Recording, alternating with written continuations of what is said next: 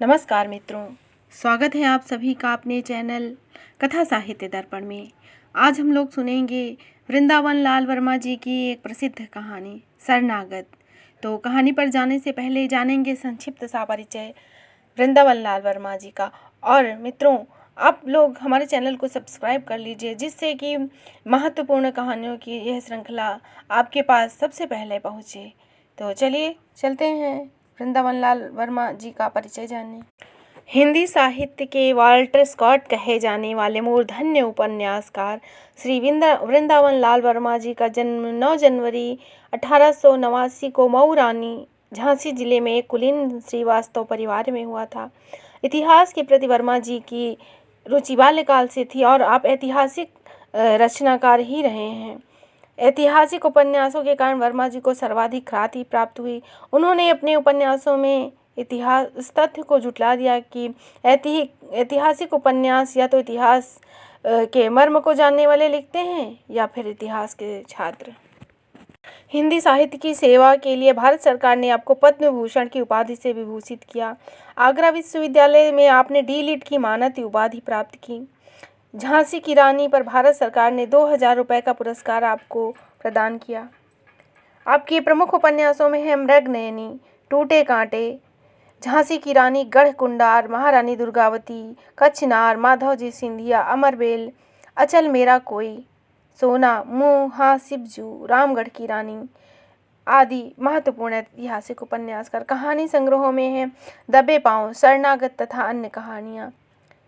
और प्रमुख कहानियों में शरणागत, हमीदा, तोशी, राखी, मालिश आदि। के प्रमुख नाटकों में है ललित विक्रम, देखा देखी, मंगलसूत्र, खिलौने की खोज, राखी की लाज, बीरबल, जहांदार शाह, हंस मयूर, पीले हाथ, बांस की फांस, नीलकंठ, पूर्व की ओर आदि। ऐसी महान साहित्यिक विभूति की एक प्रसिद्ध कहानी है शरणागत। तो चलिए चलते हैं कहानी पर। रज्जब कसाई अपना रोजगार करके ललितपुर लौट रहा था। साथ में स्त्री थी और गांठ में 200-300 की बड़ी रकम। मार्ग बीहड़ था और सुनसान। ललितपुर काफ़ी दूर था, बसेरा कहीं नहीं लेना था, इसीलिए उसने मड़पुरा नामक गांव में ठहर जाने का निश्चय किया। उसकी पत्नी को बुखार हो आया। रकम पास में थी, बैलगाड़ी किराए पर करने में ज़्यादा खर्च पड़ता, इसीलिए रज्जब ने उस रात आराम कर लेना ही ठीक समझा। परंतु ठहरता कहाँ, जात छिपाने से काम नहीं चलता। उसकी पत्नी नाक और कान में चांदी की बालियां डाले थी और पजामा पहने थी। इसके सिवा गांव के बहुत से लोग उसे पहचानते थे। वह उस गांव में बहुत से कर्मण्य और अकर्मण्य ढोर खरीद कर ले जा चुका था। अपने व्यवहारियों से उसने रात भर के बसने के लायक स्थान की याचना की। किसी ने भी न मंजूर किया। उन लोगों ने अपने ढोर रज्जब को अलग अलग और लुके छिपे बेचे थे, परंतु ठहरने में तुरंत ही तरह तरह की खबरें फैलती। इन सबों ने इनकार कर दिया। गांव में एक गरीब ठाकुर था। थोड़ी सी जमीन थी जिसको किसान जोते हुए थे, जिसका हल बैल कुछ भी न था, लेकिन अपने किसान से 2-3 साल की पेशगी लगान वसूल कर लेने में ठाकुर को किसी विशेष बाधा का सामना नहीं करना पड़ता था। छोटा सा मकान था, परंतु उसके गांव वाले गढ़ी के आदर व्यंजक शब्द से पुकारते थे और ठाकुर को डर के मारे राजा शब्द का संबोधन देते थे। सामत का मारा रज्जब इसी ठाकुर के दरवाजे पर अपनी ज्वरग्रस्त पत्नी को लेकर पहुंचा। ठाकुर पौर में बैठा हुक्का पी रहा था। रज्जब ने बाहर से ही सलाम करके कहा, दाऊ जी, एक विनती है। ठाकुर ने बिना एक रत्ती भर इधर उधर हिले डुले पूछा, क्या? रज्जब बोला, दूर से आ रहा हूँ, बहुत थका हूँ। मेरी औरत को जोर से बुखार आ रहा है। जाड़े में बाहर रहने से ना जाने इसकी क्या हालत हो जाएगी, इसलिए रात भर के लिए कहीं 2 हाथ की जगह दे दी जाए। कौन हो? ठाकुर ने प्रश्न किया। हूँ तो कसाई, रज्जब ने सीधा उत्तर दिया। चेहरे पर उसके बहुत गिड़गिड़ाहट थी। ठाकुर की बड़ी बड़ी आंखों में कठोरता छा गई। बोला, जानता है यह घर किसका है? यहाँ आने तक हिम्मत कैसे की तूने? रज्जब ने आशा भरे स्वर में कहा, यह राजा का घर है, इसीलिए शरण में आया हूँ। तुरंत आंखों की कठोरता गायब हो गई। जरा नरम स्वर में बोला, किसी ने तुमको बसेरा नहीं दिया? नहीं महाराज, रज्जब ने उत्तर दिया। बहुत कोशिश की, परंतु मेरे खोटे पैसे के कारण कोई सीधा नहीं हुआ। वह दरवाजे के बाहर ही एक कोने से चिपटक बैठ गया। बैठे उसकी पत्नी पीछे करा रही थी। कांपती हुई गठरी सी बनकर सिमट गई। ठाकुर ने कहा, तुम अपनी चीलम लिए हो? हाँ सरकार, रज्जब ने उत्तर दिया। ठाकुर बोला, तब भीतर आ जाओ और तमाकू अपनी चिलम से पी लो। अपनी औरत को भीतर कर लो, हमारी पौर में एक कोने में पड़े रहना। जब वह भीतर आ गए तो ठाकुर ने कहा, तुम कब यहाँ से उठकर चले जाओगे? जवाब मिला, अंधेरे में ही महाराज। खाने के लिए रोटियां बांधे हूँ, इसीलिए पकाने की जरूरत न पड़ेगी। तुम्हारा नाम? रज्जब। थोड़ी देर बाद ठाकुर ने रज्जब से पूछा, कहाँ से आ रहे हो? रज्जब ने स्थान का नाम बताया। वहाँ किस लिए गए थे? अपने रोजगार के लिए। तुम्हारा काम बहुत बुरा है। क्या करूं, पेट पालने के लिए करना ही पड़ता है। परमात्मा ने जिसको जो रोजगार नियत किया है वही उसको करना पड़ता है। क्या नफा हुआ? प्रश्न करने में ठाकुर को जरा संकोच हुआ और प्रश्न का उत्तर देने में रज्जब को उससे बढ़कर। रज्जब ने जवाब दिया, महाराज, पेट के लायक कुछ मिल गया है, यूं ही। ठाकुर ने इस पर कोई जिद नहीं की। रज्जब एक क्षण बाद बोला, बड़े भोर उठकर चला जाऊंगा, तब तक घर के लोगों की तबीयत भी अच्छी हो जाएगी। इसके बाद दिन भर के थके हुए पति पत्नी सो गए। काफ़ी रात गए कुछ लोगों ने एक बंधे इशारे से ठाकुर को बाहर बुलाया। एक फटी सी रजाई ओढ़े ठाकुर बाहर निकल आया। आगंतुकों में से एक ने धीरे से कहा, दाऊ जी, आज तो खाली हाथ लौटे, कल संध्या का सगुन बैठा है। ठाकुर ने कहा, आज जरूरत थी, खैर कल देखा जाएगा। क्या कोई उपाय किया था? हाँ, आगंतुक बोला, एक कसाई रुपए की मोट बांधे इसी ओर आया है, परंतु हम लोग जरा देर में पहुंचे, वह खिसक गया। कल देखेंगे, जरा जल्दी। ठाकुर ने घृणा सूचक स्वर में कहा, कसाई का पैसा ना छुएंगे। क्यों? बुरी कमाई है, उसके रुपए पर कसाई थोड़ी लिखा है, परंतु उसके व्यवसाय से वह दूषित हो गया। रुपया तो दूसरे का ही है, कसाई के हाथ में आने से रुपया कसाई थोड़े हो गया। मेरा मन नहीं मानता, वह अशुद्ध है, हम अपनी तलवार से उसको शुद्ध कर लेंगे। ज़्यादा बहस नहीं हुई। ठाकुर ने सोचकर अपने साथियों को बाहर ही डाल दिया। भीतर देखा कसाई सो रहा था, उसकी पत्नी।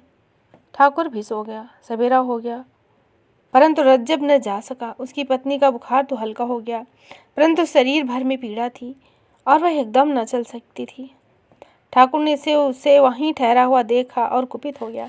रज्जब बोला, मैंने खूब मेहमान इकट्ठा किए हैं, गांव भर। थोड़ी देर में तुम लोगों को मेरी पौर में टिका हुआ देखकर तरह तरह की बकवास होगी। तुम बाहर जाओ इसी समय। रज्जब ने बहुत विनती की, परंतु ठाकुर न माना। यद्यपि गांव भर उसके दबदबे को मानता था, परंतु अव्यक्त लोकमत का दबदबा उसके भी मन पर था। इसीलिए रज्जब गांव के बाहर सपत्नी के पेड़ के नीचे जा बैठा और हिंदू मात्र को मन ही मन कोसने लगा। उसे आशा थी कि रात पहर में उसकी पत्नी की तबीयत इतनी तो स्वस्थ हो ही जाएगी कि वह पैदल चल सकेगी, परंतु ऐसा न हुआ। तब उसने एक गाड़ी किराए पर कर लेने का निश्चय किया। मुश्किल में एक चमार काफ़ी किराया लेकर ललितपुर गाड़ी ले जाने के लिए राजी हो गया। इतने में दोपहर हो गई। उसकी पत्नी को जोर का बुखार हो आया। वह जाड़े के मारे थर थर काँप रही थी। इतनी कि रज्जब हिम्मत उसी समय गाड़ी ले जाने की न कर सका। गाड़ी में अधिक हवा लगने के भय से रज्जब ने उसे उस समय तक के लिए यात्रा को स्थगित कर दिया, जब तक कि उस बेचारी को कुछ कपकपी बंद न हो जाए। 1.5 घंटे बाद उसकी कपकपी बंद हुई, परंतु ज्वर बहुत तेज हो गया। रज्जब ने अपनी पत्नी को गाड़ी में डाल दिया, गाड़ीवान से जल्दी चलने को कहा। गाड़ीवान बोला, दिन भर तो यहीं लगा दिया, अब जल्दी चलने को कहते हो? रज्जब ने मिठास के स्वर में उससे जल्दी चलने के लिए कहा।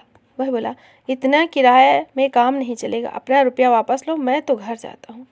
रज्जब ने दांत पिसे, कुछ क्षण चुप रहा, सचेत होकर कहने लगा, भाई, आफत सबके ऊपर आती है, मनुष्य मनुष्य को सहारा देता है, जानवर थोड़ी ना देते हैं। तुम्हारे भी बाल बच्चे हैं, कुछ दया से काम लो।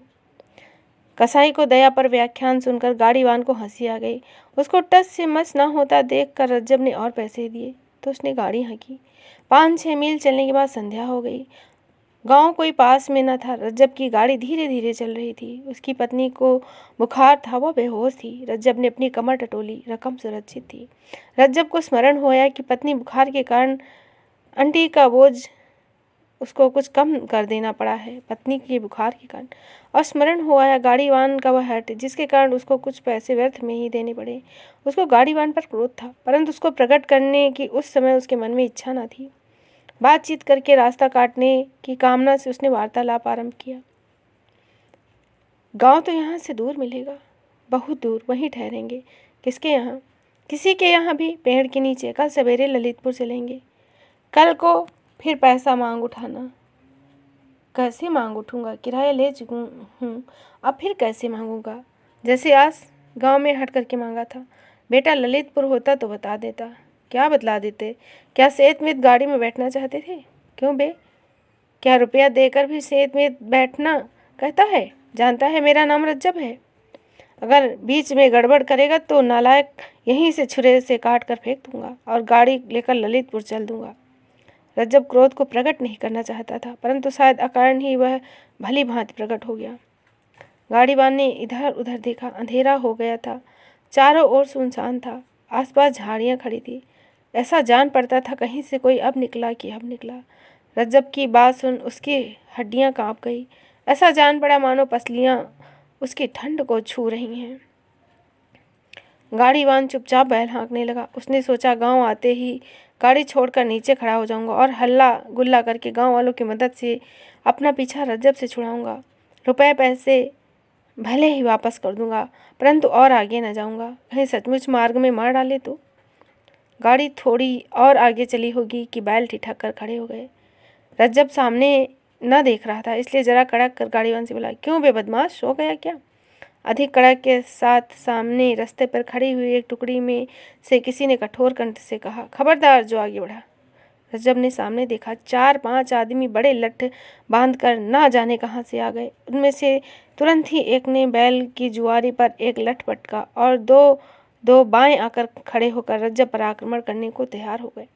गाड़ीवान गाड़ी छोड़कर नीचे जा खड़ा हुआ। बोला, मालिक मैं तो गाड़ीवान हूँ, मुझसे कोई सरोकार नहीं। यह कौन है? एक ने गरज कर पूछा। गाड़ीवान की घिघी बंध गई। कोई उत्तर न दे सका। रज्जब ने कमर की गांठ को एक हाथ से संभालते हुए बहुत ही नम्र स्वर में कहा, मैं बहुत गरीब आदमी हूँ, मेरे पास कुछ नहीं है। मेरी औरत गाड़ी में बीमार पड़ी है, मुझे जाने दीजिए। उन लोगों में से एक ने रज्जब के सिर पर लाठी उबारी। गाड़ीवान खिसकना चाहता था कि दूसरे ने उसको पकड़ लिया। अब उसका मुंह खुला। बोला, महाराज मुझको छोड़ दो, मैं तो किराए से गाड़ी लिए जा रहा हूँ। घाट में खाने के लिए 3-4 आने पैसे ही हैं। और यह कौन है बतला? उन लोगों में से एक ने पूछा। गाड़ीवान ने तुरंत उत्तर दिया, ललितपुर का एक कसाई। रज्जब के सिर पर जो लाठी उबारी गई थी वह वहीं रह गया। लाठीवान के मुँह से निकला, तुम कसाई हो? सच बताओ। हाँ महाराज, रज्जब ने सहसा उत्तर दिया, मैं बहुत गरीब हूँ, हाथ जोड़ता हूँ, मत सताओ, मेरी औरत बहुत बीमार है। औरत जोर से कराही। लाठीवान उस आदमी ने अपने एक सारथी के कान में कहा, इसका नाम रज्जब है, छोड़ो, चले यहाँ से। उसने न माना। बोला, इसका खोपड़ा चकनाचूर करो दाऊ जी। यदि वैसे न माने तो असाई कसाई हम कुछ नहीं मानते। छोड़ना ही पड़ेगा, उसने कहा। इस पर हम हाथ नहीं पसारेंगे और न इसका पैसा छुएंगे। दूसरा बोला, क्या कसाई होने के डर से दाऊ जी? आज तुम्हारी बुद्धि पर पत्थर पड़ गए हैं, मैं देखता हूँ। और उसने तुरंत लाठी का एक सिरा रज्जब की छाती में अड़ाकर तुरंत पैसा निकाल देने का हुक्म दिया। नीचे खड़े उस व्यक्ति ने जरा तीव्र स्वर में कहा, नीचे उतर आओ, उससे मत बोलो, उसकी औरत बीमार है। हो मेरी बला से, गाड़ी में चढ़े हुए लठायत ने उत्तर दिया, मैं कसाईयों की दवा हूँ। और उसने रज्जब को फिर धमकी दी। नीचे खड़े हुए उस व्यक्ति ने कहा, खबरदार जो उसे छुआ, नीचे उतरो, नहीं तो तुम्हारा सिर चकनाचूर कर देता हूँ। वह मेरी शरण में आया था। गाड़ीवान लठैत झक मारकर नीचे उतर आया। नीचे वाले व्यक्ति ने कहा, सब लोग अपने अपने घर जाओ, राहगीरों को तंग मत करो। फिर गाड़ीवान से बोला, जा रे, हाँक ले जा गाड़ी, ठिकाने तक पहुँचा आना और तभी लौटना, नहीं तो अपनी खैर मत समझियो। और तुम दोनों में से किसी ने भी इस बात की चर्चा कहीं की तो भूस की आग में जलाकर खाक कर दूंगा। गाड़ीवान गाड़ी लेकर बढ़ गया। उन लोगों में जिस आदमी ने गाड़ी पर चढ़कर रज्जब के सिर पर लाठी तानी थी, उसने क्षुब्ध स्वर में कहा, दाऊ जी, आगे से कभी आपके साथ ना आऊँगा। दाऊ जी ने कहा, मत आना, मैं अकेले ही बहुत कुछ कर गुजर सकता हूँ, परंतु बुंदेला शरणागत के साथ घात नहीं कर सकता। इस बात को तुम गांठ बांध लेना। तो इस तरह सुनी आपने वृंदावन लाल वर्मा जी की लिखी हुई एक महत्वपूर्ण और प्रसिद्ध कहानी शरणागत। आशा है आपको यह कहानी अवश्य ही पसंद आएगी। तो इसी तरह फिर मिलेंगे एक महत्वपूर्ण कहानी के साथ। और आप हमारे चैनल को सब्सक्राइब कर लें ताकि महत्वपूर्ण कहानियों की जो श्रृंखला हम आगे लेकर आएंगे उसका नोटिफिकेशन आपके पास सबसे पहले पहुँचे। और अगर आपको कहानी पसंद आए तो इसे लाइक करिए, अपने मित्रों में शेयर करिए और सुनते रहिए। जय हिंद, जय हिंदी।